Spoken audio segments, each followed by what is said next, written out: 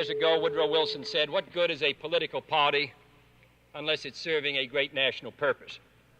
And what good is a private college or university unless it's serving a great national purpose?" I've given some thought about my childhood growing up. You know, one thing about prison, it gives you an opportunity, if you take it, an opportunity to do a lot of reflecting upon your past. You know, play this crap on me about, well, you know, you my son, and, yeah, you know, I'll pay it back, and, you know, we can come up with a contract. But he does this before. Yeah. This is the Ambassador Hotel. Do you hear me? Yeah, I hear you. They have an emergency. They want the police to the kitchen right away. What kind of an emergency? I don't know, honey. They hung up. I don't know what We'll happened. find out. We don't send out I without... beg your pardon? We have to know what we're sending on. That's all he said and hung up. It's some kind of an emergency. I don't know what happened. You know, we have the Kennedys and everybody here tonight. You have what? Mr. Kennedy here. Big deal. I don't know what to say. There's three guys that had that plane. I'm trying to be mom. We're turned around, and I heard that this plane has been blown into the World Trade Center. I hope to be able to see your face again, baby. I love you. Bye.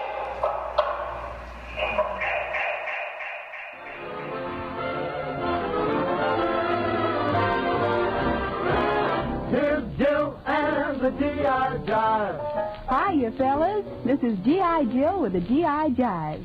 Yep, the old jukebox that hangs around G.I. Jive is set to operate again. And this session, I'm going to live up to my name of G.I. Jill by doing the show by the numbers.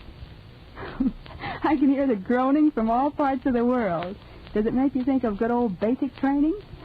And look, you certain PSC from APO 322, that invitation to dinner at your mom's sounds all right. And now we'd better get back to the jukebox and Glenn Miller playing Rhapsody in Blue for Jack, Abe, Blitz, Red, Roy, and Walter at APO 959.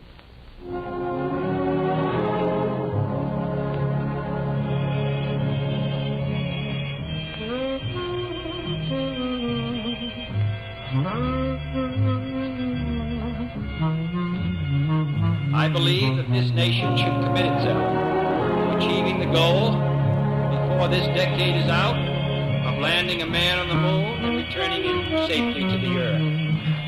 No single space project in this period will be more impressive to mankind. The black and white picture seemed almost ghost-like, but it clearly showed the two men cavorting about in the 1/6 gravity of the moon. Be careful when you tune your radios in to pay no attention to the pirate signals that sometimes take over the laser communications from outer space. It's high technology, and sometimes, of course, there are problems with it. The American Space Shuttle Challenger exploded about a minute after it was launched yesterday, and all 7 crew are assumed to have died. President Reagan said the United States was in mourning, but the space program would continue. And Mr. Krupp showed some footage of a program that is on every evening in the Soviet Union for children called Good Night Little Ones. And after he showed it, he said, I guess the closest thing we have to this in the United States is Mr. Rogers' Neighborhood. I don't believe that Sirhan's bullets ever hit my father. Okay. And neither did the coroner, Thomas Noguchi, who's probably the most famous coroner in American history, who did an autopsy that is known as the perfect autopsy. He actually flew in the chief coroners of all the every branch of the military service to send the surgery theater to watch what he did because he knew what had happened in Dallas. And he didn't want to repeat.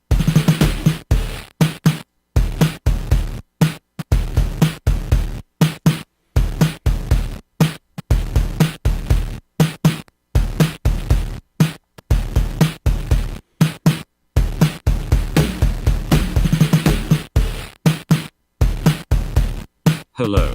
Allow me to introduce you to a few of the open-minded, free-thinking faithful, my friends and yours. Broadcasting live from somewhere in the Everglades. Welcome to the Conspiracy Squad.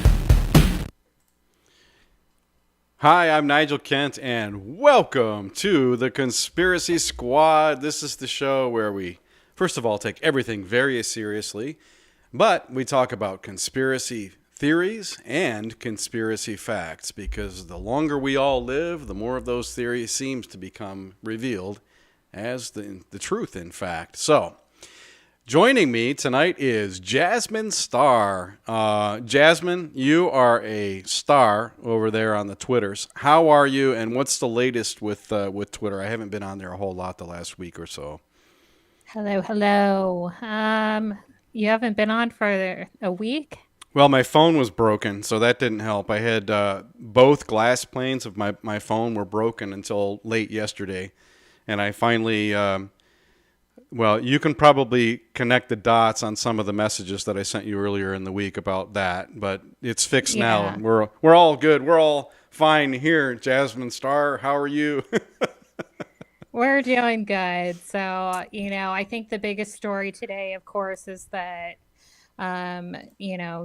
approximately 8 p.m., we've got Trump. And he is going to be going live with Elon on X. Is he going live with Elon, or is he just giving a speech on X? I wasn't sure about that. They're together. No, they're going to be together. They're going to be talking. Like Elon's going to be interviewing Trump? I don't know what the format's going to be, honestly. I'm not really sure what the format's going to be, but... I know that a lot of people are looking forward to that.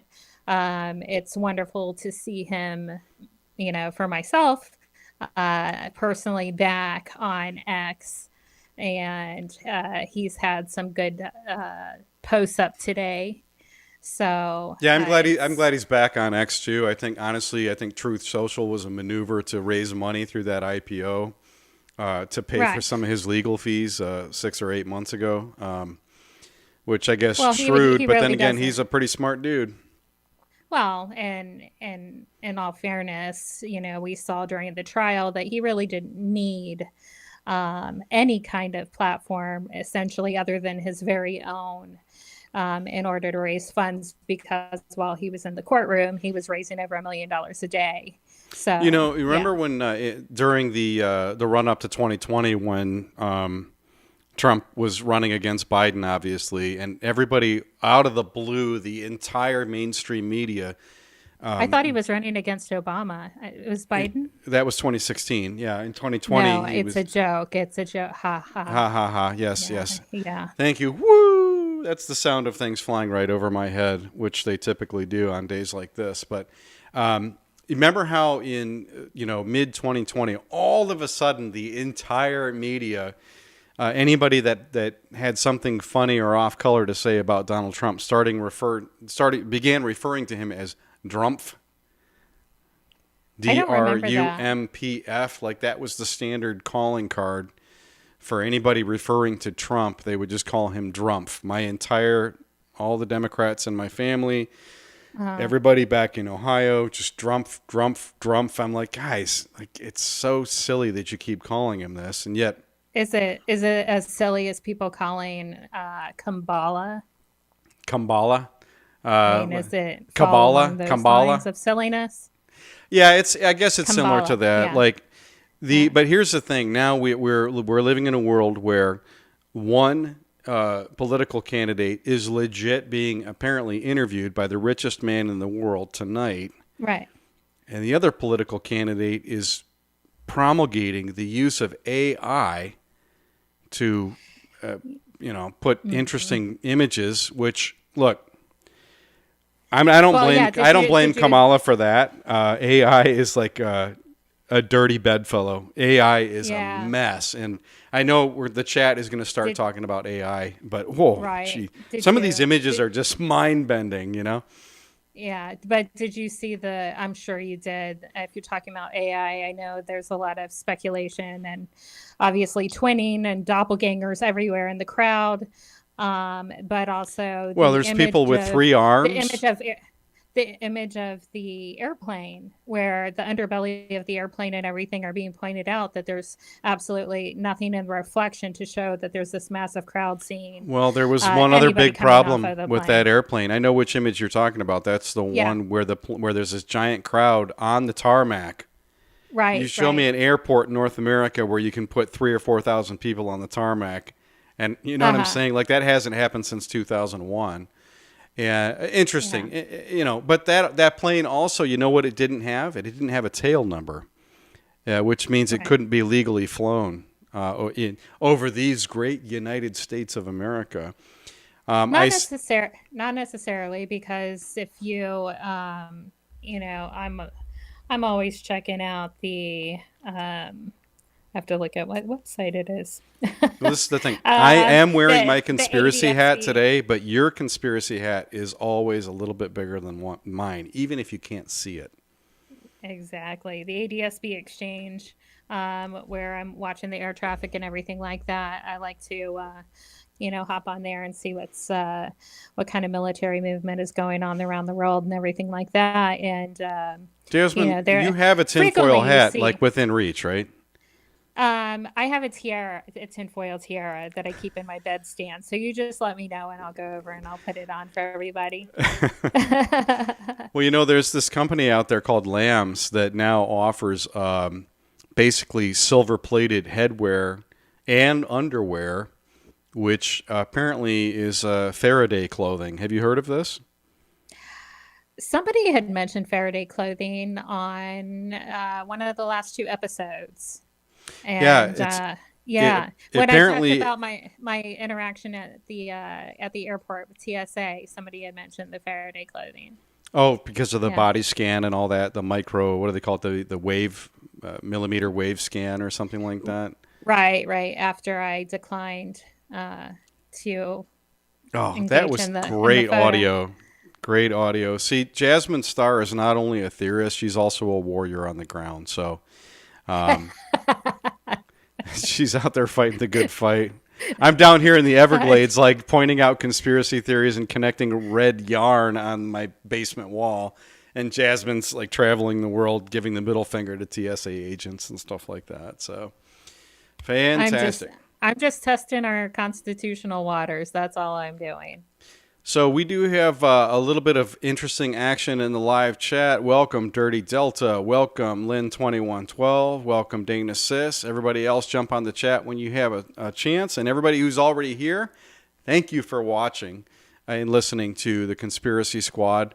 As you know, we run this program every Monday night at 7:30 p.m. Eastern Time. For about an hour, sometimes 90 minutes, and we pick a main topic, a little bit different each week.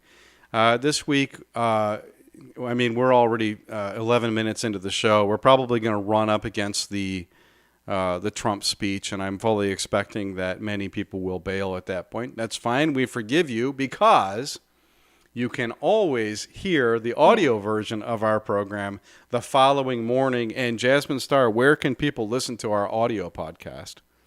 They can listen to us on all major podcatchers: Apple, Spotify, Stitcher, iHeartRadio, you name it. We're there. So Stitcher, yeah. It blasts from the past with Stitcher. Exactly. Nice. Spotify. I mean, yeah, any of them, you can find us. Okay, and it's Conspiracy Squad everywhere there. Join the C Squad on Twitter and Instagram. And, of course, as we do every week, we have a poll of the week. Now, I decided, because everything decided to take a shit technologically for me this week, to go ahead and extend last week's poll.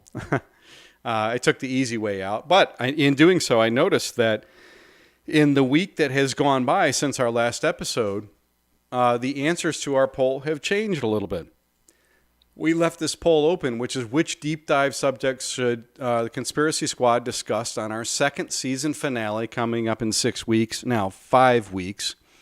And the choices are electric vehicles and globalism, Sasquatch theories, Michael Jackson theories, and theories about the origins of language. Which, honestly, the origins of language, that's my personal favorite. I love language. I love words. I love how pretty much every language in the entire world has a whole bunch of overlap in terms of the pronunciations and meanings and everything, all these crazy patterns. However, that subject is currently at the bottom of the heap. So please go to conspiracysquad.com and click Poll of the Week and vote for theories about the origins of language or whatever subject you would prefer. Yes. And if that subject gets picked, I'm going to make you speak backwards for everybody like you do. Okay, there are people in the chat that know about that. Like, there's I know there are. And they'll know exactly what I'm talking about when I say that. Yeah. So yes, if that gets picked, you are going to have to do that because I personally am looking forward to. It's easy. It's easy. Like, you can it's best to learn that skill when you're a youngster, as I did. I learned it when I was about 17 years old. On a Tandy 1000 computer, by the way. There's a blast from the ancient past. I was going to say. But if you like electric vehicles and globalism, that is the one that is currently leading the poll. The conclusion of this poll, whichever one wins out, that's the one we're going to use for our season finale coming up in 5 weeks. A couple of housekeeping notes real quick. We are going to take Labor Day Monday off. So for everybody that was wondering whether or not we're going to do a show Labor Day Monday, no. It's a Monday holiday. We fully respect that. Everything's going to be shut down. So you'll be forced to watch something like the Waco series on Netflix instead of watching Conspiracy Squad on that Monday, Labor Day.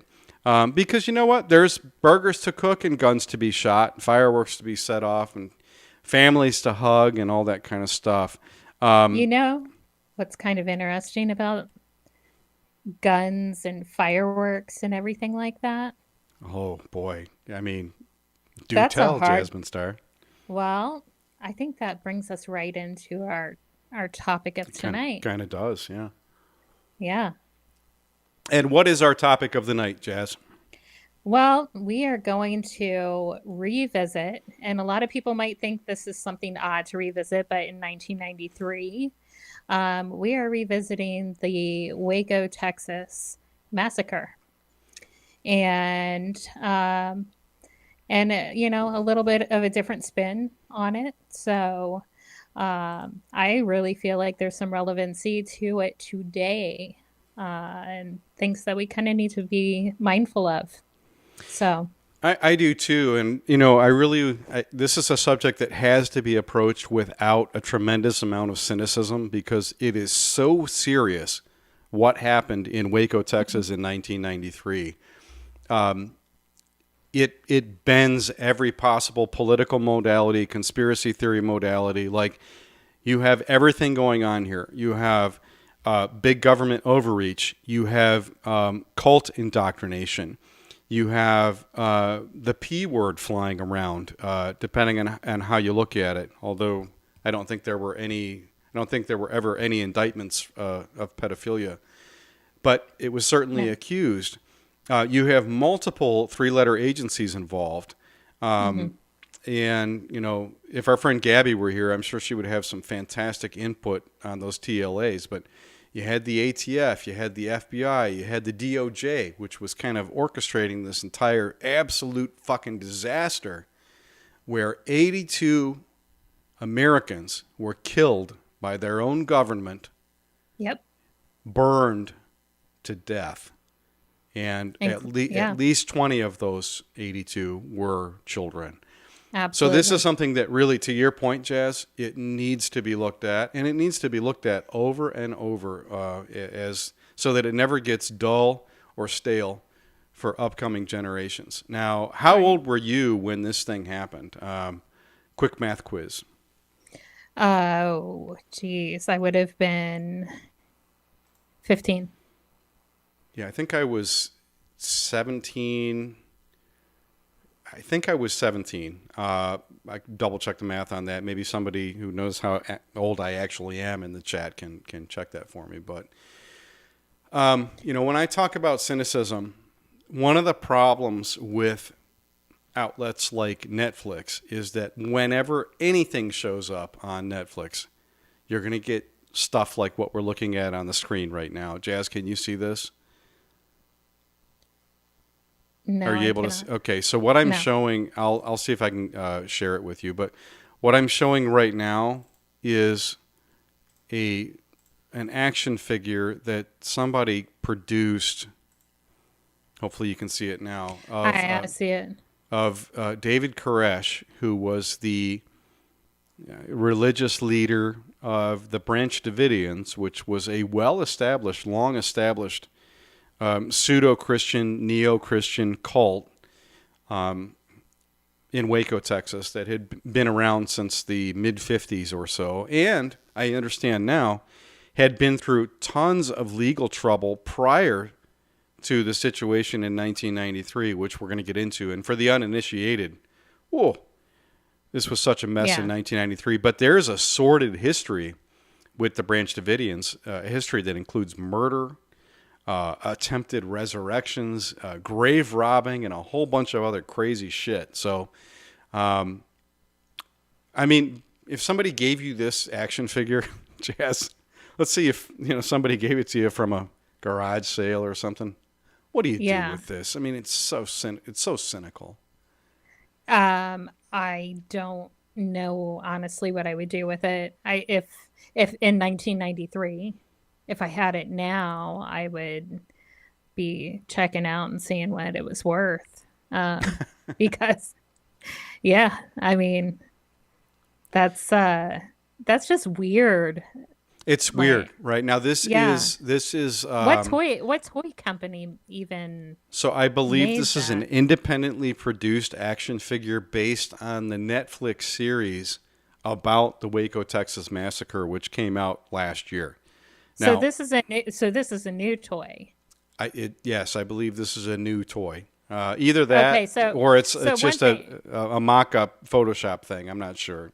I don't know, but if it truly is a toy, it's a little bit disturbing. Also, that you would It's a lot disturbing. Allow your child or even want somebody to play with David Koresh.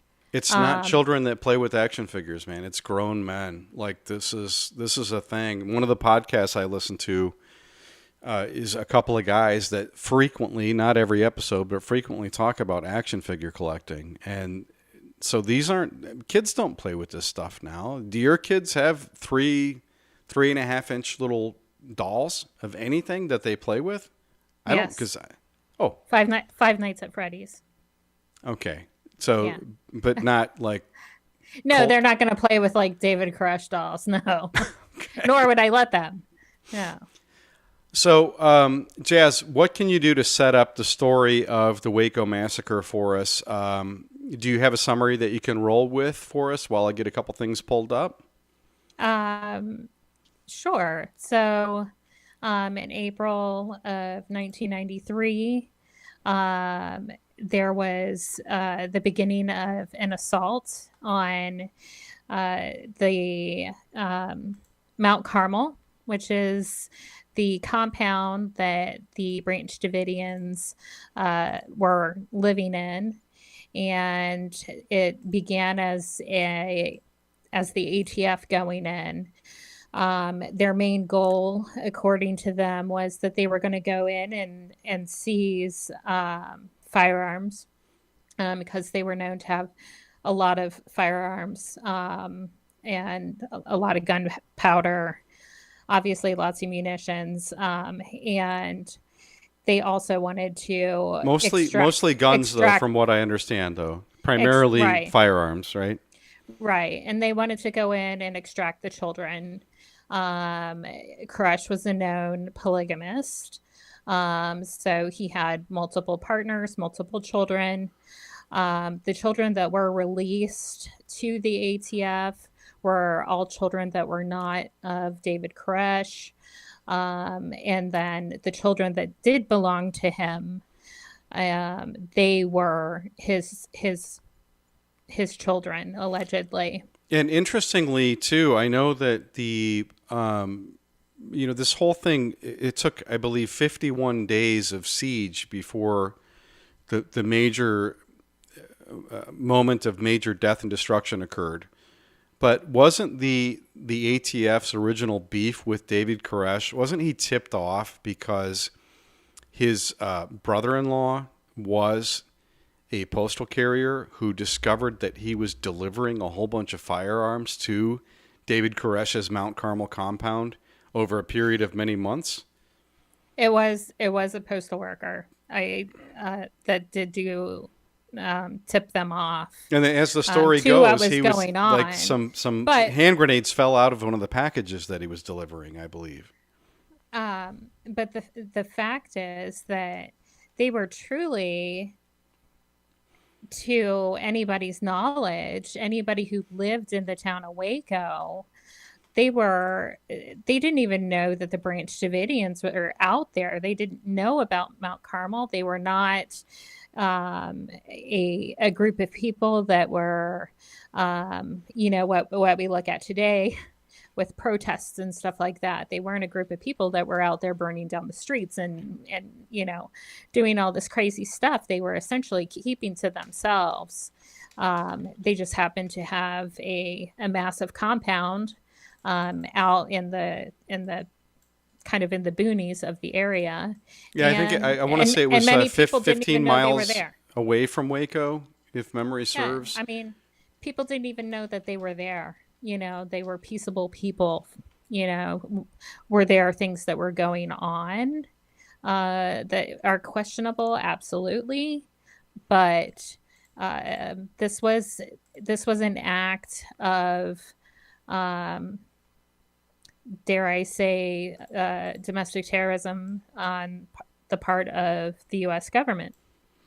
I think that's more than fair to say, just considering the number of children that were destroyed in the process. So if let's say you're the ATF, which I think the ATF was primarily concerned with executing a firearms related warrant, which, okay, fine. That's right. What the ATF does.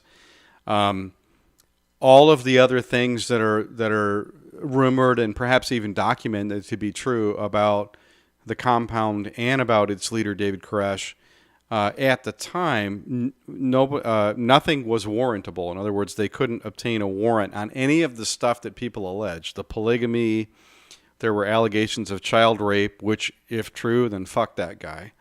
But right. All this stuff kind of came out of the woodwork after the place was burned to the ground, essentially nuked. And of course, right. The victors in war always tell whatever story they want. Now, absolutely, the polygamy thing I think has some weight to it because Koresh was known to be somebody who would basically charm men in order to get access to their wives, and this is something that he did when he was in California. So he was pursuing a music career, as I understand, before he came back and started preaching in the Waco area. But it's also interesting that to this day there are people of the Davidian, I guess what David Koresh referred to as the children of David or something like that. There's still a church in Waco proper that bears the Davidian name. So whatever was going on there was something that continued to have sway over a certain group of people. So we know that the ATF went in. We know that the ATF interviewed children, but it's interesting that they did because the ATF has absolutely nothing at all to do with child welfare. It has to do primarily with investigating reports of stolen weapons, with the regulation of the way guns are sold, and that has always been the case since the Reagan administration. Right. The ATF's role in the world hasn't changed a whole lot since the mid-'80s. So why were they interviewing kids, which ultimately they found no problems with and returned to the Branch Davidian complex? Why do you think they were interested in those kids, Jazz? Well, I don't have a good question for that. They were looking for something to stick them with that was more than just a gun violation. I'm sure in order to get other three-letter agencies involved, which we know through history that absolutely did happen. But I still can't get over the reports, and here's where we get into the media trying to paint a different picture of what is really happening in a certain situation, where the interview, the report, that woman had said that amongst the dead children, a 2-year-old cult member, and I know we had brought that up before. Yeah, how dare you say that? And how right? How does a child at 2 years old make a decision that they are going to be a member of anything and say that they are a part of a cult? That just doesn't happen. So it was purposefully again, insensitive wording. Design. It's weaponized journalism. Weaponized journalism. Yeah. So what I have pulled up on the screen share now is a picture of the complex where all of these religious people lived. Now, you got to keep in mind, there's a lot of things that this religious group did that are not, maybe they're not tasteful, maybe they're not acceptable culturally, maybe they're not even moral. But the problem is that none of them were illegal, except for perhaps the gun issues that were brought forward, and or the child welfare issues, which were never indictable to begin with because there were no charges ever brought. Right. In fact, there were multiple incursions with law enforcement in Waco with the local sheriff's department where people had called them out to the compound and they left saying, hey, there's nothing to do here. There's literally nothing going on. So you have a track record of at least lawful innocence with this group of people. You have a willingness among the people in the group to behave in a private way, men and women of adult and consenting age. So, it's hard to say that they were all engaging in something that was massively illegal, which, okay, that would make them a fighting force worthy of being destroyed. Right. And the fact that they killed 80 or 90 of them, like in this image here, really, really bothers me. But it wasn't the ATF that ended up. It wasn't. So no. What happened, Jazz? The ATF kind of got called off the case.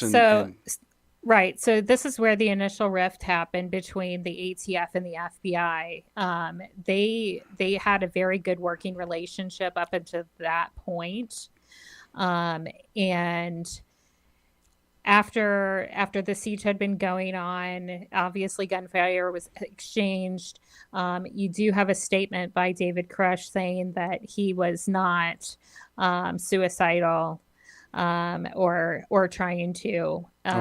Echoes from the past on that one, right? Right, in committing mass suicide. Exactly. How many times have we heard that one? Mm-hmm. Even Kanye said that a couple of years ago. So then we have it then goes up to Janet Reno, who briefs President Clinton at the time, and is then given the order for the FBI to go in and then proceed. And Janet Reno, so everybody knows, was she was the Attorney General of the U.S., I believe, at the time, working as the head of the DOJ. Yes. So she would have been the cabinet member in charge of law enforcement from the White House. Right. And she would have been the one that would be doing a briefing like that and getting the orders to proceed. And she's backpedaled on her statements, from the beginning where, first she says, that they're acting out violently. And then at the same time, then she'll backpedal and say, well, had I known that they were going to, there was going to be, mass suicide, which is the story that they are painting, which is so untrue.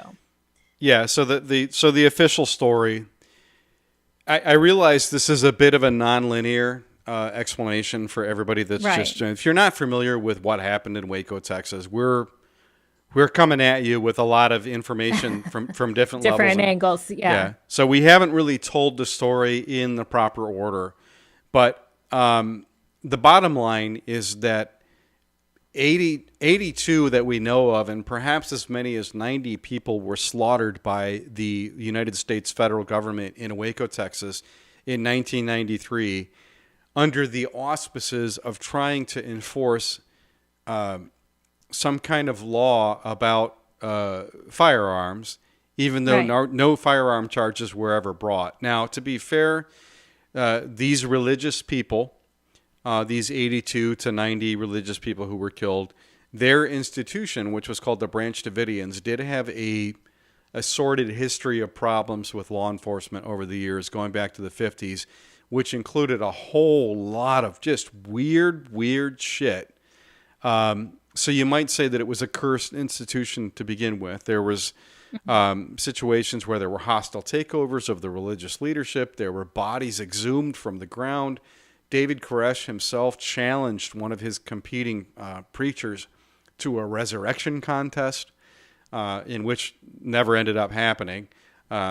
Although the guy that he challenged to it, I forget the guy's name, but he's on record saying that he did attempt to resurrect the individual several times prior to and leading up to this 1993 situation. So there's tons of weirdness. Tons of weirdness around the organization. Right. There's no doubt that there was mental illness. There's no doubt that I did see it pop up in the comments. Dirty Delta actually lived an hour and a half from Waco. He was 13 when it happened. And he did say that he said he was the Messiah. So yes, that is absolutely correct. He did believe that, but there are many people that believe they were a Messiah, like along the way. We look Charles at Manson. I was just about ready to say Charles Manson was absolutely one. Even if we drop down to like Southwest Florida, Corishan State Park, that was an area there. Where there was a cult activity of something very similar. It's weird, too, because when I first moved to Bonita Springs, which I lived in Bonita for a while, Corishan is in, I think technically it's either Estero or Bonita Springs. If it's not Bonita Springs, then it's right on the borderline, right? Right. So it's interesting that it shares a name in common with David Koresh, even though, and initially, I think so. When I came down to Southwest Florida, I thought, well, gosh, this is weird. We've got a David Koresh connection. They're actually unrelated on paper. Right. But the fact that they're both such a strange... Okay, so right now, conspiracysquad.com, poll of the week, please vote for the origins of language, because we've just discovered another overlap in meaning between two, at least unrelated on paper terms. And Jazz is like, I'm not voting for that one. No. So on the live chat, real quick shouts out. I'm with Lynn. Yeah. Can you shout out some of the people on the live chat, Jazz, while we're sorting things out on my end here? Absolutely. We've got joining us tonight. We have Lynn 2112 Mesmer, and I am with you on Michael Jackson, Dirty Delta. Is that a vote for MJ conspiracy theories from Lynn Mesmer? Yes, it is, and I am with her. Well, you got to go to conspiracysquad.com and vote, or it doesn't count. We got Dana Sis on here, and we have Dean South that popped in here on the chat as well. So welcome everybody. Dana Sis, Lynn Mesmer, Dirty Delta, Dean South 8. I'm glad you're all with us tonight. Thank you for joining us. We really do appreciate it. Please give the video a big thumbs up. I don't want to sound cliche, but that's what we need. Yeah. So we switched gears to the FBI. Yeah. So the ATF is out at Waco. The FBI is now in charge of this scene. Yes. They've already exchanged fire with the ATF, but now many days have gone by. The FBI shows up, and then Jazz, what happened after the FBI took over? Oh, the FBI decided that they would run some Bradleys into the side of the building. They, in total, let off over 400 ferret rounds of CS2. And what does that mean? What's your understanding of what that means? CS2 gas. That's gas, yeah. right? Like nerve Yeah. gas. It's tear gas, and so you have CS1 and you have CS2, and there's different levels. There's also different ways in which it should and should not be used. So all these people are hiding inside the building. This is Right. something that is normally used for dispersing crowds in outdoor areas. Right, exactly. And they shot it into these buildings. Yes, which goes against what the Army's It's the Geneva Convention. It's a violation Yeah. of international war law. Yes. Right. Now, if law enforcement were using it, the use of CS1 would have been legal. However, they were using CS2. It was not legal. What they were doing, what they were using, it's methylene oxide, which that compound is a highly,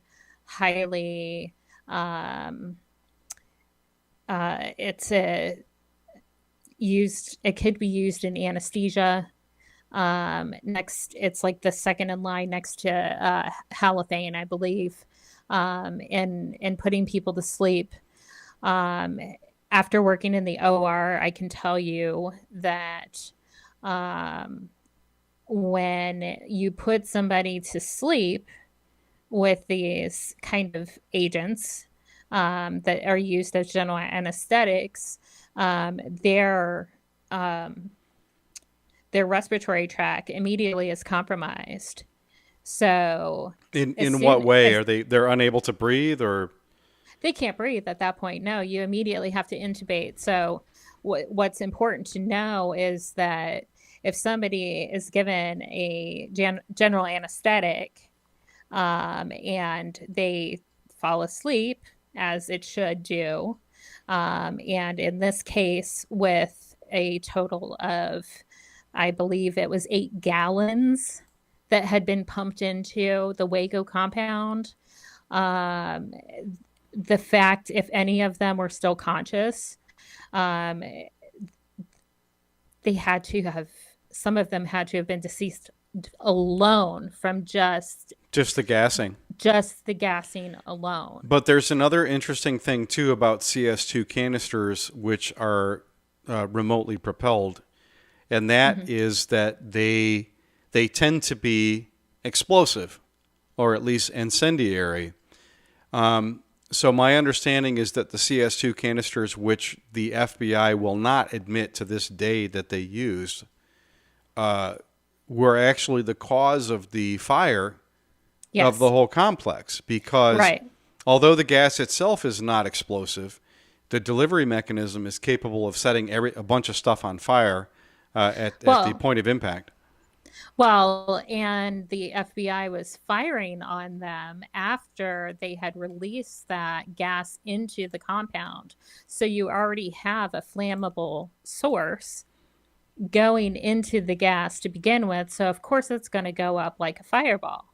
So something that could set things on fire would be like a spark from a ricochet or a bullet that was still red hot from a gun, depending on the ignition temperature of whatever incendiary we're talking about. But what the conspiracy theorists contend is that the CS2 canisters were set alight by guns shot by the FBI.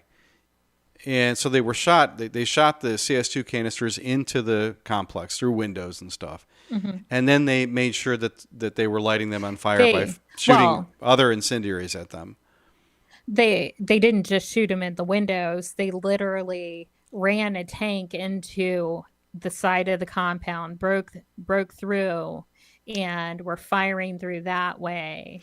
Could that be why this image that we have on the screen share shows a very large section at the foreground of the image with a whole bunch of tracks in the mud and walls caved in and debris all over the ground, with the fire not really burning the exterior of the structure, but mainly burning at least 15 or 20 feet into the interior only? Well, the narrative that they gave was that the Branch Davidians had burned lantern oil. I'm sorry. Anybody that sees the fireball of that compound, I don't know how much lantern oil they kept on hand. Well, but okay. come on, Supposedly that's there was not. an intercepted communication of David Koresh himself suggesting that they gather more hay so that they could accelerate the burning of that oil. How in the, I mean, if there's a fire going on already. That's about as plausible as how fast the things burned in the Twin Towers. I'm sorry. I went there. Well, there's clear evidence in the photo that the FBI released, and they haven't released much, but this is the one that has stayed on the record over the years because I remember this photo from from our episode that we did on Trouble in Paradise, episode, right, whatever you said, 52 or 53. 52, yeah. Yeah. Whatever it was 50 something. For everybody that's watching, go back on the Conspiracy Squad channel. Find me and Jazz's show from about 4 years ago because we covered this in much greater and much more, tactical detail. We really, really picked this thing apart. And Jazz and I talked before the show, our objective is to bring more awareness to what actually happened. We believe that the FBI and the DOJ were the promulgators of this mass casualty incident. This is real terrorism. This one was not a false flag. No, but I think they learned a lot about how to carry those out because of this event.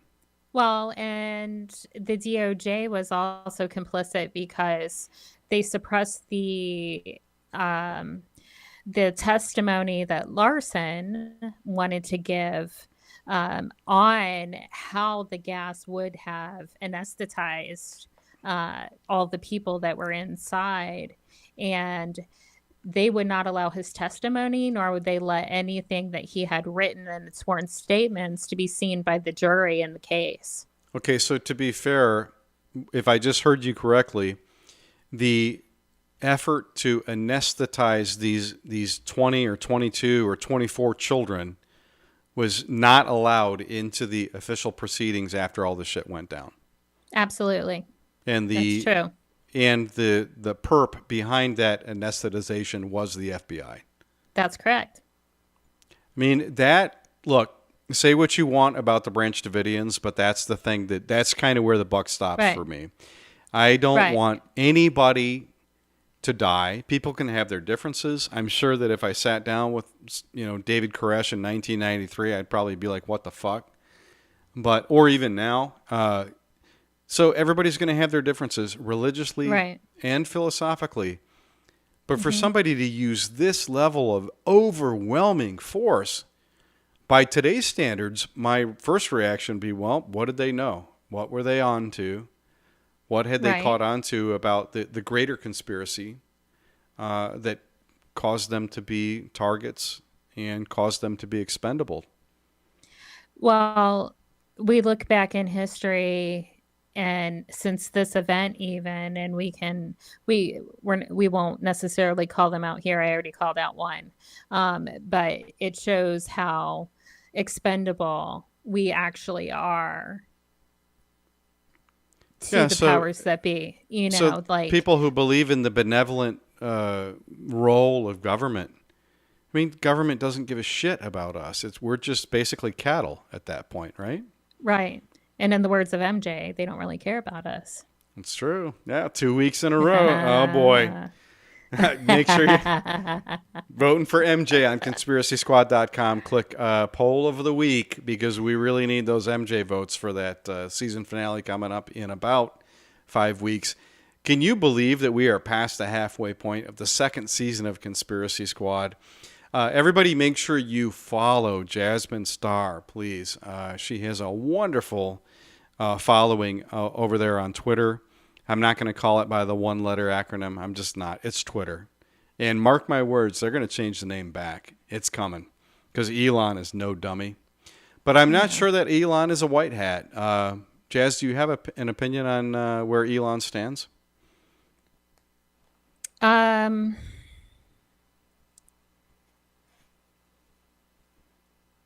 It's still up in the air for me. Me too. It really is.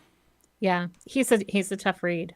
I want to do. I would love to do a read. deep dive on Elon's life. I think that would be a pretty cool episode. Although I suspect that the information that is out there about him is very, very heavily controlled and has been for years.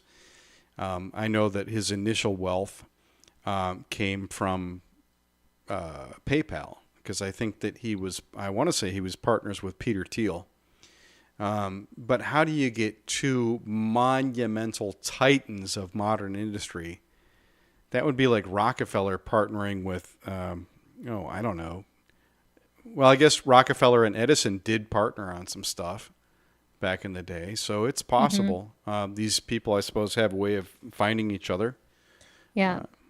So I just kind of wanted to because this is, as I talked to you at the beginning of the show, this whole topic, like revisiting something that happened in 1993, and the whys. Why are we doing that?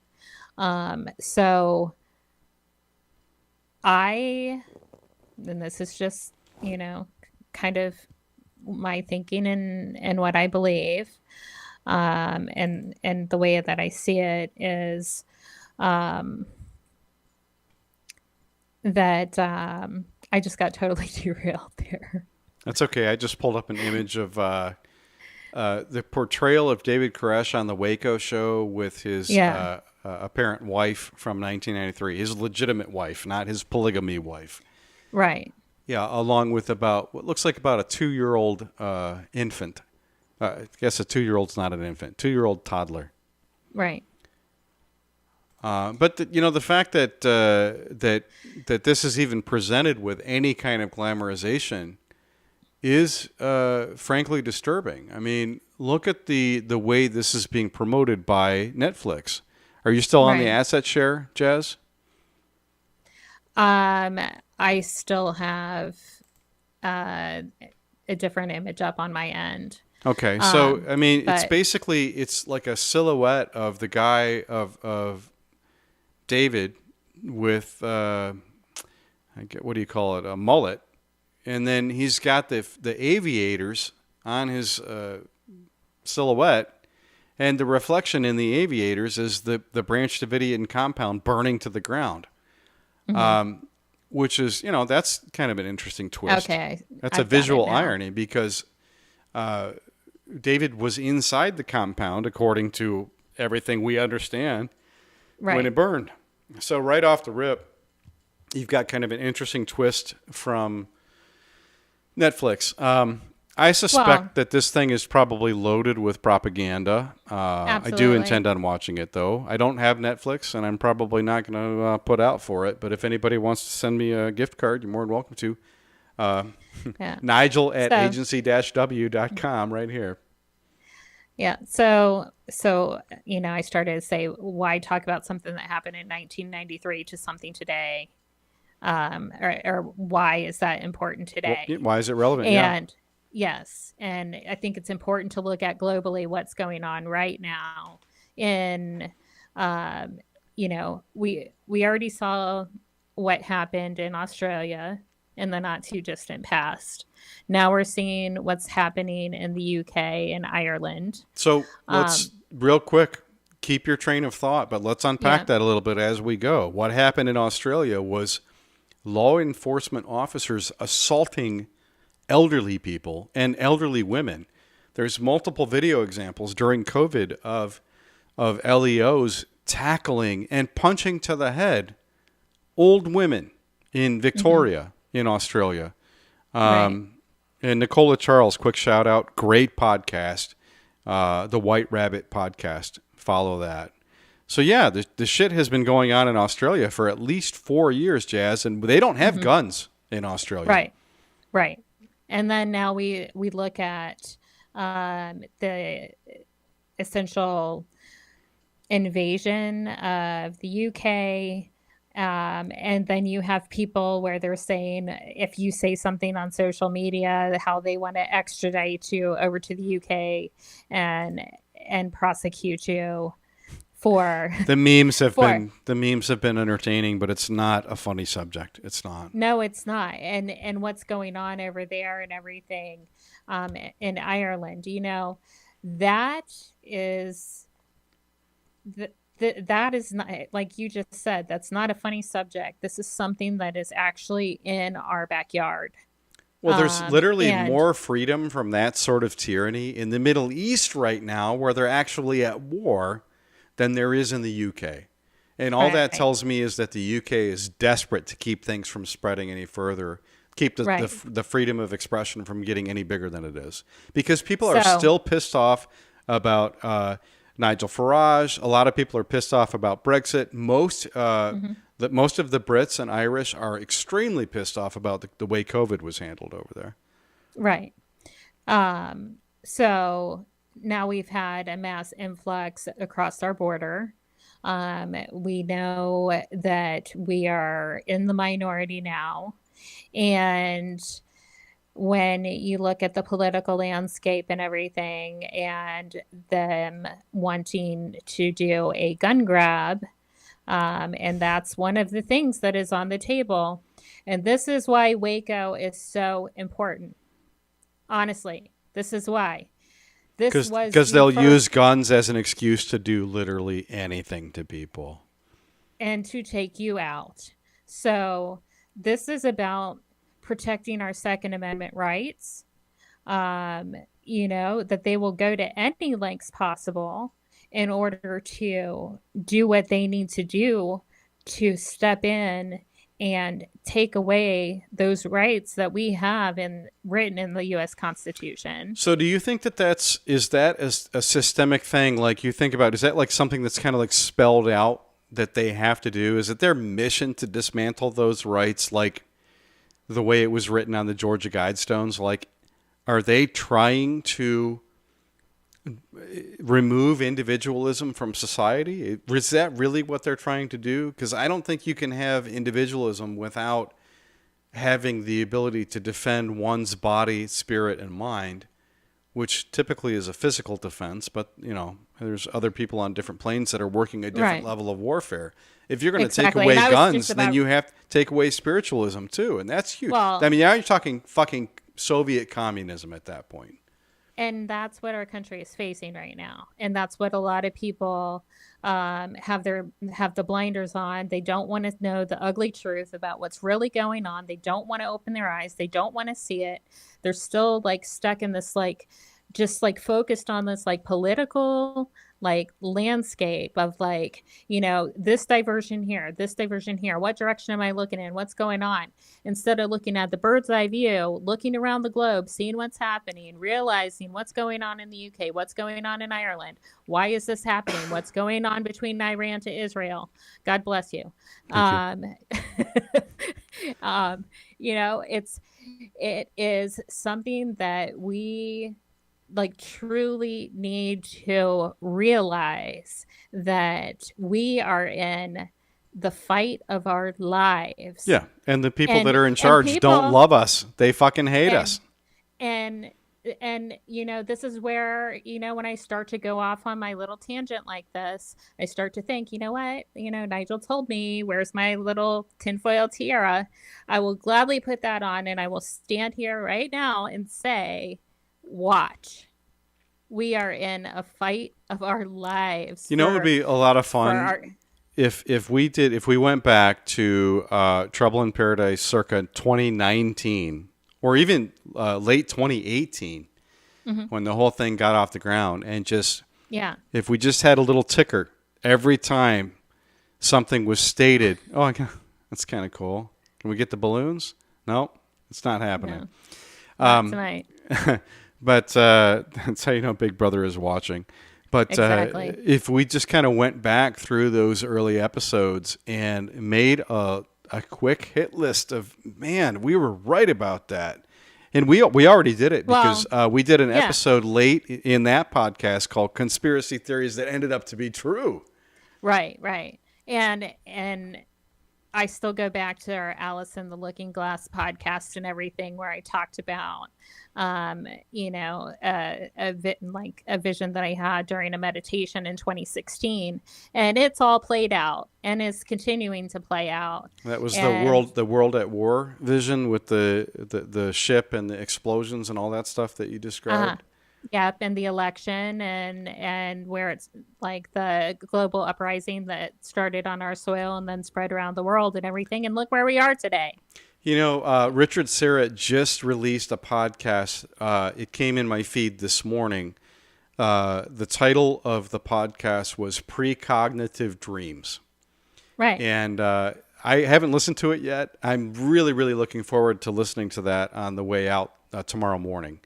Right. But precognition, Well, people don't ignore it because it happens. Even if you don't have the touch or the shining or whatever people call this shit, like it still happens. It really does.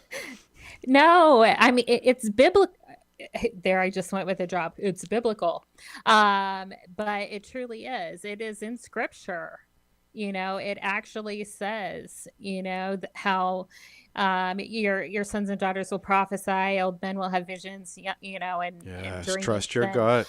And so precognitive dreams are something that are actually they're written into biblical scripture. And so, let's not forget how many conspiracy That's nothing theorists new. are famous in the Bible. I mean, you have John the Baptist, perhaps the most famous conspiracy theorist of all time, informed by spiritual forces, informed by God. Yeah. Noah, Well, huge conspiracy theorist. In fact, Well, he dedicated a big percentage of his yeah. life and later paid an earthly price because after everything was fixed, he thought, after the flood was over and his family was saved and everything was fine, he became a drunk. So like this stuff, I mean, these are real things. And like what the Bible has to say about it is the truth that goes back many, many, many generations and Right. can be certainly relied upon. So, Well, and that is something else, that they are trying to another right that they are trying to take away from us. They are trying to suppress us in every single way. So it really is a battle of good versus evil. It's spiritual warfare. It's this fifth generation warfare. It's psychological warfare. However you want to look at it, it's not when we think of warfare, it's not what we expect or think about in the past of which we will see. We will see this. I do believe that. well, those but- other wars were also accompanied by spiritual elements. I mean, Right. World War II and the Vietnam War loaded with obscene, crazy propaganda, demoralizing tactics that involved thousands and thousands of agents working on behalf of the demoralizer. In fact, Dirty Delta brought up a pretty good point in the chat. He says, Yep. don't forget about the 87,000 new IRS agents that Biden Yes. hired. Have you done any research on the number 87,000 or 87? I haven't. No. I Have mean, you? I'm guessing you have. I'm going to. But Yeah, here's good. the thing. There's no way. I Yeah. mean, it's been, 3 years since that edict was announced. In this day and age, based on the requirements, in order to get a federal fiduciary job for the federal government, there aren't 87,000 eligible people in the United States who could actually take those positions. You have to have Exactly. a 4-year degree, and in most cases, they want you to have a CCW, which is like, Right. I mean, most people that have a CCW do not have any kind of college degree. And by most, I mean like 9 out of 10. And that bodes well for freedom and the protection of Right. individual liberty in the United Right. States, I think. Yeah. So, the knowing that this was perhaps the first,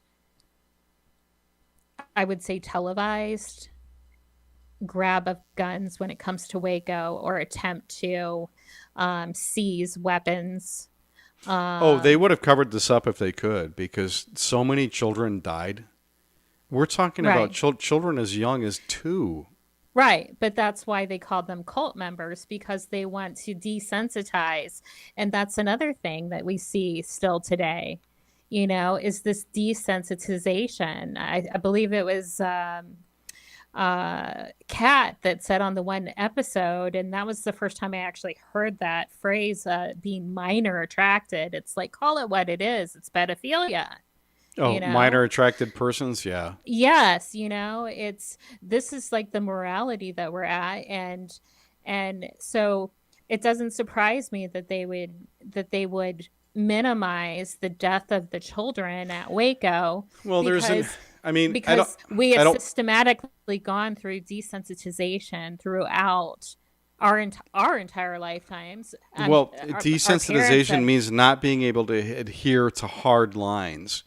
Now, I think the challenge from the standpoint of the Branch Davidians was, where are those hard lines? Now, there are countries around the world where the age of consent is enforced at 13 or 14 years old.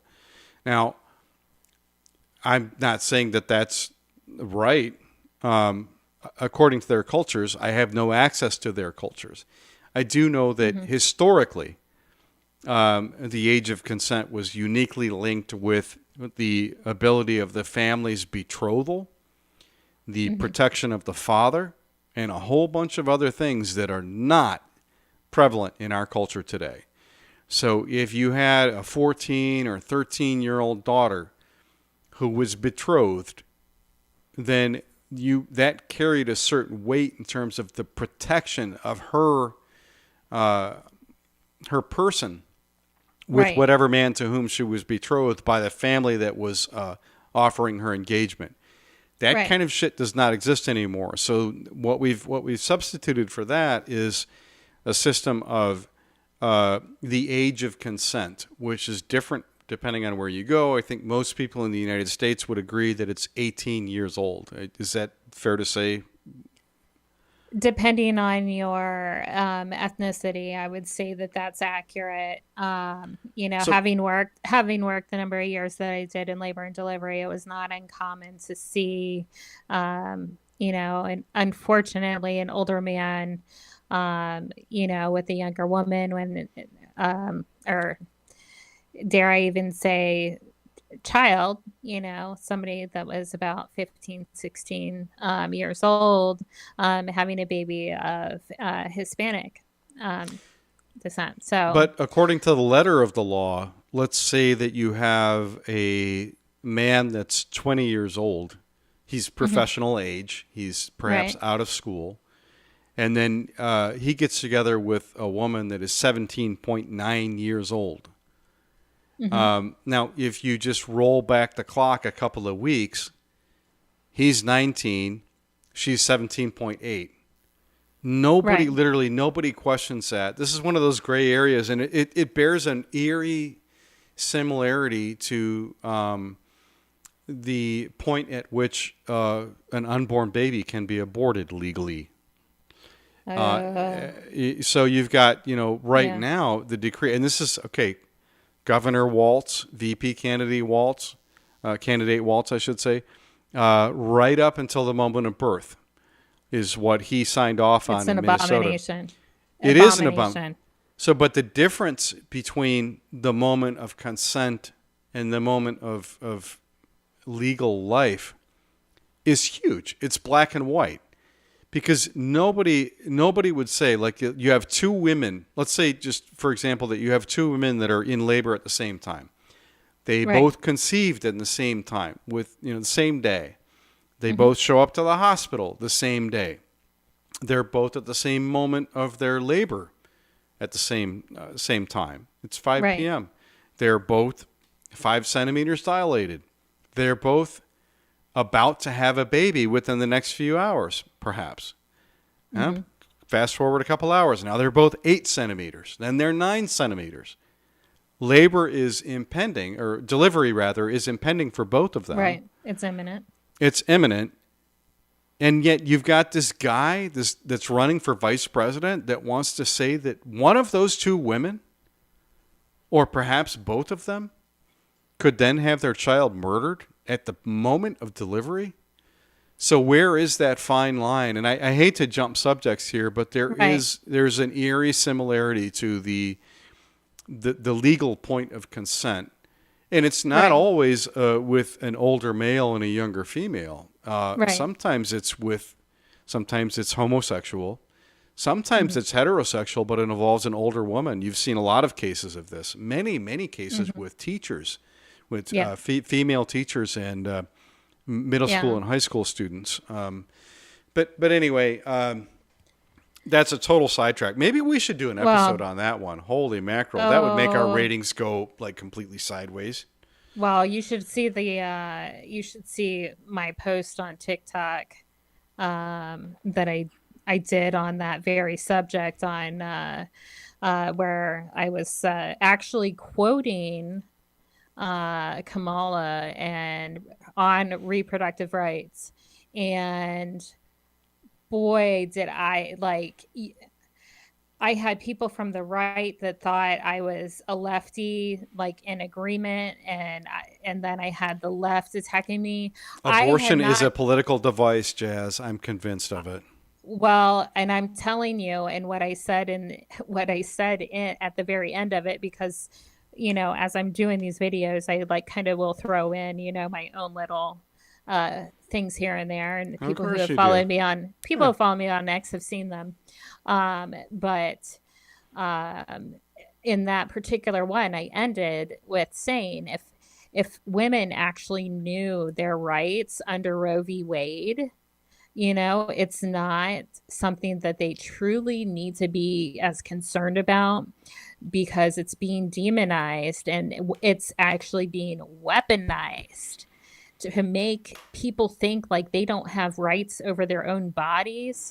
And I can tell you, I did this. I delivered kids for 15 years. Like, I know the law when it comes to this, and there are plenty of women's rights, but it doesn't include murdering a child. Can I ask you a question about your experience delivering kids? Yes. In all your time, and I know you and you know me, so yeah, if I can take a little bit of liberty and just say that I know that you have personally delivered with your own two hands, because a doctor wasn't even present. I know that you've delivered dozens, if not hundreds, just that way. Yeah. Have you ever met a mother who was considering abortion before the time of delivery that was upset that she had a child?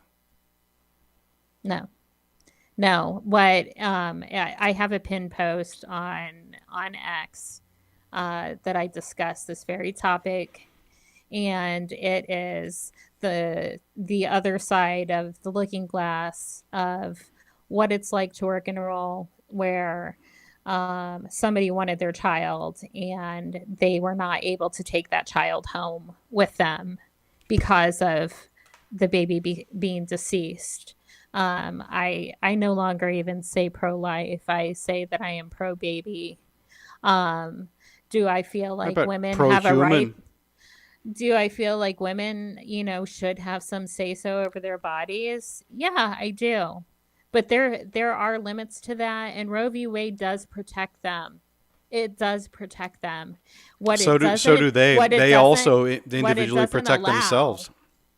What it doesn't allow is for a baby that is viable, that can survive on its own outside of the womb, to be killed. It doesn't allow for somebody at the last minute to just say, you know what, I don't want this baby, and go ahead and, you know, you can dispose of it. Do you know that's what we're looking at. Do you know how many families just have the child? You know, like, who would give birth and look at it like it takes pure evil to give birth to a child and say, I want that child gone? And like, and I don't know. I would hate to know, absolutely hate to know, any physician or any healthcare worker that would carry something like that out. Well, there's hundreds, if not thousands, of them just in the United States that have done those same procedures. right Well, up until the moment of birth. And you know what? There's also, there's been some horrifying stories about children that have been delivered in, shall we say, medically sensitive situations. right. Where the newborn child was still alive, but there was Yeah. some debate as to whether or not that child was viable after delivery. Right. And then No, a decision had to be made about whether or not to resuscitate that child. Yes. Like, And are you kidding me right now? Well, and I have encountered that. When a baby's close to viability, what the NICU team would come in, they would be there at delivery. They look to see if the eyes are fused. If the eyes are fused, there's a good chance. Even at, some do make it at 23 weeks. At 24 weeks, that's considered viability. If those children are born, their chances of living a normal life, it can happen. And there's plenty of testimony about it, but Well, define chances, normal, Jazz. I mean, seriously, at this point, like an uncompromised life where they haven't suffered, because a lot of them are on long-term high flow oxygen that can damage, be damaging to them. A lot of them can suffer from neonatal blindness. There are things that happen, but I've also met the most amazing family. But blindness isn't a reason to kill anybody. Conspiracy theories aside, look at Stevie Wonder. Right. I mean, sometimes you get some of the greatest cultural product, scientific product from somebody with a disability. Helen Keller, again, conspiracy theories aside, Helen Keller, fantastic philosopher. Right. That we've benefited from generations later on. Now let's look at a case that I did, a baby that I happened to deliver, yes, myself, that was only 20 weeks. So this baby was not going to survive. It was too early. But let me tell you, that mother was so beside herself that, she briefly looked at the baby, and then she was so upset she needed the baby to be taken out of the room. I took it upon myself to hold that child. We have to know what time the baby dies because we have to notify organ procurement within 1 hour of death. I held that 20-week-old baby for 1 hour and 20 minutes before that heartbeat stopped. 1 hour and 20 minutes on That's a not non-viable viable, baby. Exactly. But that's just showing you that this baby was attempting to breathe for about 5 minutes. I mean, But where that do you think that life heartbeat force was kept coming going. from, right? Like, that life force is coming from somewhere.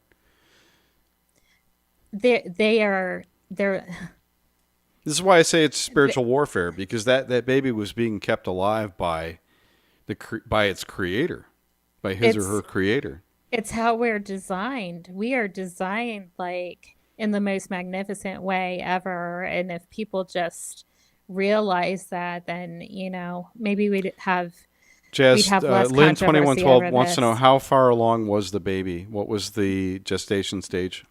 20 weeks. 20 weeks and 2 days. Okay, so but- that's almost to the halfway point, I guess, or a little bit past. Yeah. For viability. 24 weeks is what we would consider viability, where we would try to automatically resuscitate. If it was borderline, we gave the parents the option, at that point, if the baby's eyes were fused, if the parents really did want the NICU to resuscitate, we would resuscitate. We would do our best job to keep that baby alive. Yeah. And then the neonatologist comes in and they sit down and they discuss it, what's going on. And at that point, then the parents can choose, yes, we want to continue on with life support, or no, we want to go ahead and do comfort care. What percentage I can of say a lot of them did choose to do comfort care. Meaning pain management, that kind of stuff. So what percentage of just deliveries? loving on them. Just I see. Holding them and loving on them until Like they what you passed. did. Yeah. What I didn't want a baby to sit in a cold room in a crib and die by itself. I wasn't going to do that. I got in trouble for Why not? holding Why that. not allow the mother to console that human? That's typically what we do unless they don't want to. And in this case, that mom, like I said, was overwhelmed, and she see. looked at the baby and she wanted the baby out of the room. So How often did I that held exact baby. situation happen? Like, what percentage of the time did a newborn baby require a gentle, caring guidance to its death?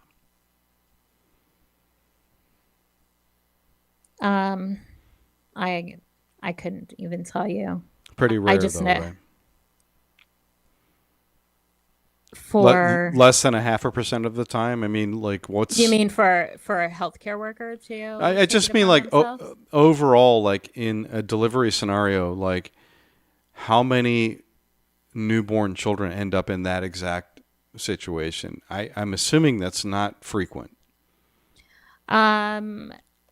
No. So we did roughly 3,100 births at that point a year, and we were doing I would say we always said they came in threes, and it was true. Meaning the problematic ones? Like ones that came in either stillborn to begin with or were going to miscarry. And like we would try to stop their labor and keep them pregnant as long as we could. And then if possible, we would transfer them to a level 3 facility. But I would say anywhere from 2 to 3 a month. So that gives you what? Wow, that's significant. It's my understanding due to other things now that number is higher, unfortunately. And we probably can't get into those other things with Right. the time that we have tonight. But Exactly. Let's take a look at the chat real quick. Yeah. Let's liven things up a bit. I know. Very serious. like- Dude, anybody that doesn't think Jazz has seen her shit, oh my gosh, she has definitely been through a time or two. But let's check out the chat. Dirty Delta says, I had an APO address. Okay, Dirty Delta. Let's see. Lynn Mesmer on the chat says, AI is a mess, but I still have never been fooled by an AI-generated image. Me too. In fact, I was working on some AI-generated imagery today, and no such luck. That's terrible. AI-generated imagery is awful. It's terrible. The examples posted, and it's crazy. Like it's kind of sad that people are suddenly understanding what AI is really, really bad at by looking at these political images that are coming up on Twitter and stuff like that. Like, Did you? There was one where the guy had 3 arms in the crowd for Kamala Harris. Like, are you serious right now? 3 arms? Did you see the meme with the AI generated man that was like, I just got back from the rally and he's like had like 4 eyes and 3 noses and yeah. Yeah, that's exactly it. I'm loving the memes when it now comes to the some large of this. language model stuff is pretty cool. Chat GPT, it's fun. Check it out. Take it with a grain of salt. I'm not going to dig any deeper into that sensitive subject, but now the AI music, the AI sound stuff, terrible. Like the AIs can figure out how to generate images that would make sense to somebody that has terrible vision from 15 feet away, but they cannot generate music. Okay, let's see. Dana says, wait, is this the same plane Vance walked over and said was his future plane? Bah, ha, ha. Could be. Yes, it was. That was such a great line that he threw out there. I did enjoy that one. And yes, that was the plane. That was the plane. The plane. Remember chat? You read my mind. I was just thinking that. Let's see. Dirty Delta AI is all fun and games, making sexy posts, making it look like huge crowds for a candidate, making us look like superheroes, and then blamma, Skynet. Okay, so that's a black pilled comment. Thank you, Dirty Delta. Lynn 2112 He loves wants more Skynet. MJ. Well, I don't love Skynet. I mean, Well, I mean the reference though, that's awesome. yeah, Terminator's pretty cool. Yeah. There's a guy on YouTube that is making these like 1950s Technicolor AI redos of movie trailers, and he just released the Terminator one today. It's really neat. It's like everything looks like Danger Will Robinson. Like that's the style of all of it. And I actually went back a couple weeks ago and watched Metropolis. What a deep dive that movie is. If you want some great forward-thinking, conspiratorial-minded cinema from the 20s, check that one out. Fritz Lange, Metropolis. You want to know an interesting one? I do. I took the boys yesterday. I had already seen it, but this was pre doing our show on weather modification. I took them to see Twisters yesterday. Yeah. And they were talking about like the polymers in the air, like dispersing the polymers in the air. How do they know about that? And how what they did was like they realized the one thing that they had to do was to shoot up rockets of silver iodide. And I'm like, whoa, I'm like. So previous episode, like weather the Matrix. modification patents. The stuff is real, people. I didn't believe it 10 years ago, but just go check it all out. Hollywood is doing it. Hollywood sometimes knows beforehand, I think. All right, so let's see. Dirty Delta, I lived an hour and a half from Waco when that happened. Yeah, I would love to hear your story. And I happen to know that, let's see, 93... I have a family member that lives in Texas, not far from Houston. I think, or Dallas rather. I think Waco is considered close to Dallas. It would be interesting to know where that family member was at the time. I'll have to check in on that. Let's see. Lynn 2112 says, "You was 17 when Waco happened." Thank you, Lynn. The inflection is the winner. Dean South 8. Hey, buddy. Welcome back, Dean South 8. He says, "I'm here, sort of." And then 4 broken heart emojis. Everybody pray for Dean South 8. Let's figure that one out. I was just about ready to say, I am just a shout out, and you will be in my prayers, Dean South. Got it, Dean South 8. Let's see. Dirty Delta reminds us that that's not how the projectile from a bullet works. So I think he was referring to the manner in which the CS2 was ignited at Waco, Texas. Let's dig deeper into that as time permits. Mm-hmm. Lynn 2112, yes, about Elon. Also, Susan W. just died of non-small cell lung cancer. She was the CEO of YouTube, I believe, and she was the primary instigator of pro anti-vax censorship. Like, she was the one that was in charge of shutting down all of the discussion by guys like Dr. Keith Rose, who I interviewed on Big Tech Watchdog, which is my podcast. Episode 51. And episode 51, which got yanked. And another one which just got yanked a couple weeks ago off of YouTube. Channel strike after channel strike just for talking about stuff. Right. And this woman apparently just died of small cell lung cancer. I'm very sorry about that. It sucks. There's a lot of people getting chewed up by this big machine, Jazz. Yeah. Now, Dirty Delta, I'd love to hear about this too. We were pretty sure we saw David about a year after all of that outside Fort Hood, Texas. So he claims David Koresh made an appearance in the flesh outside of Fort Hood. That's, you never know what's going on in those bunkers. I mean, look at all the dumps around the world. Who knows what they had, Well, Dirty Delta's a smart dude. He also said Jazz is an amazing woman. That she is, Dirty Delta. There is no question. Thank you. She's probably seen more shit than any 3 of the chatters combined, or perhaps 4. And speaking of that, Jazz, how do people get a hold of you out there on the internet while they still can? While they still can, you can find me on X. I said it. And my handle is at Jasmine Star 239. It's JazmineStarr 239.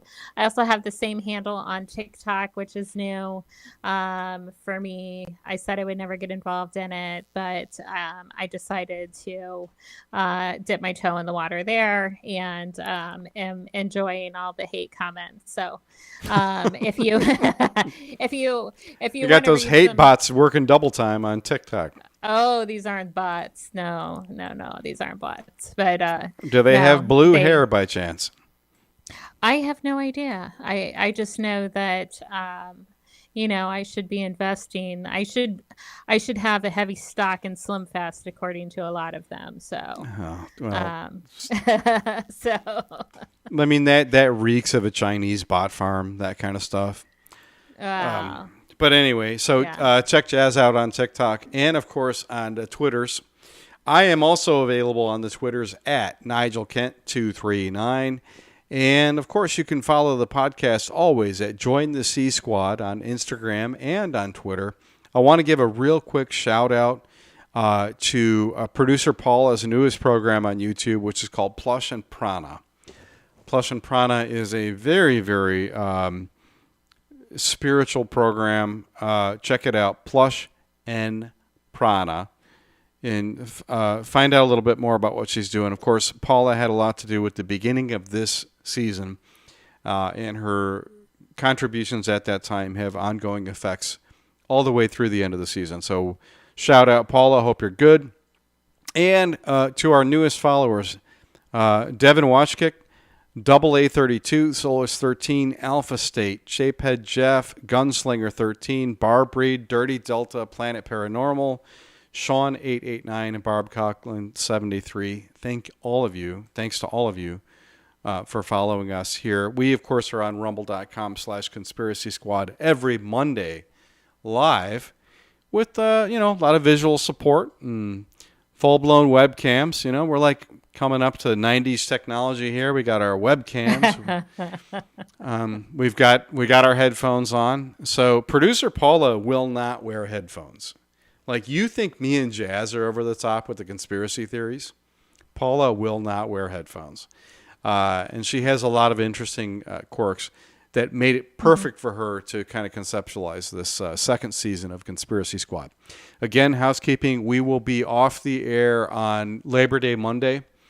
Now, if somebody wants to kind of do something, we might have some little informal stream, but we don't have anything scheduled for Labor Day Monday, which is coming up here at the end of August.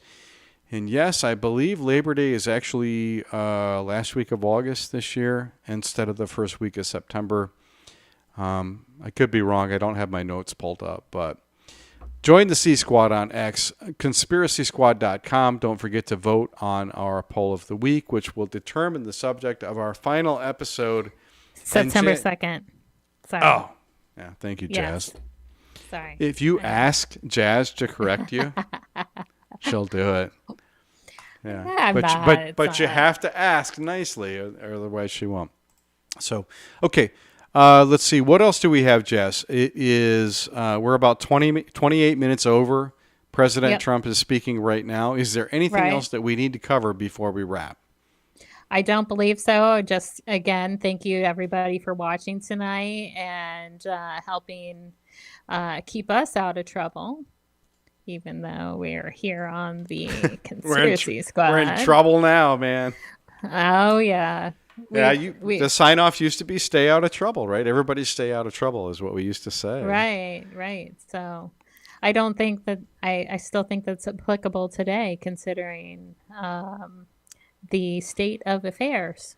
So I don't know about you, but I'm anxious to go and see what Trump and Elon are up to. All right, fair enough. In that case, there's only one thing left to say, Jazz, and that's... how do we turn this thing off? Okay, good.